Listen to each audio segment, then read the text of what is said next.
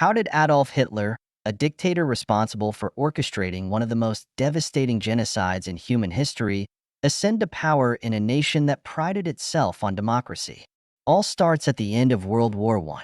Following the Allied forces' victorious advance in 1918, Germany acknowledged the futility of the war and entered into an armistice to cease hostilities. As the imperial government crumbled, social unrest and labor strikes proliferated throughout the country.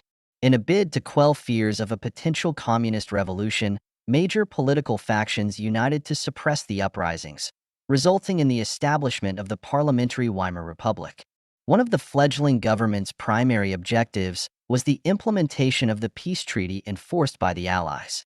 Germany, in addition to ceding a substantial portion of its territory and demobilizing its military, was compelled to accept full responsibility for the war and make reparations, exacerbating the already fragile state of its economy.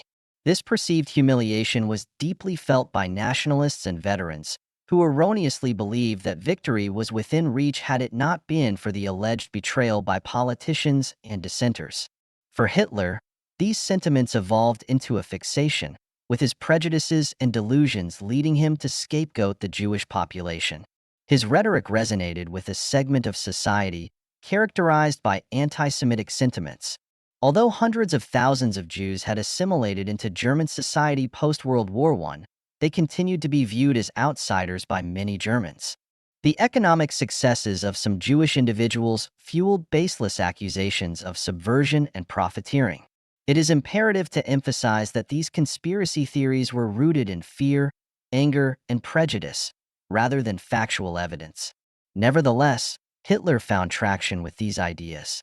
Upon joining a minor nationalist political party, his manipulative oratory skills propelled him to its leadership and attracted increasingly larger audiences.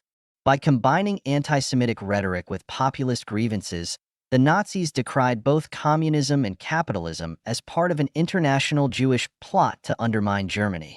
Initially met with limited popularity, the Nazi Party faced a ban after a failed coup attempt against the government, resulting in Hitler's imprisonment for treason.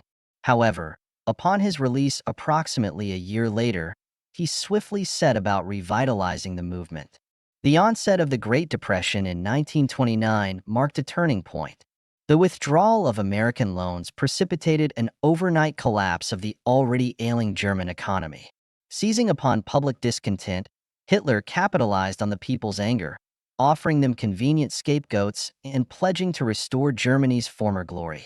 While mainstream political parties faltered in addressing the crisis and left-wing opposition remained fractured, segments of the disillusioned populace gravitated towards the Nazis, boosting their parliamentary representation from under 3% to over 18% in just 2 years.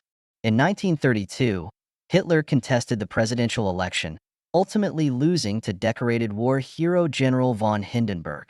With this significant vote share of 36% underscored his burgeoning support base.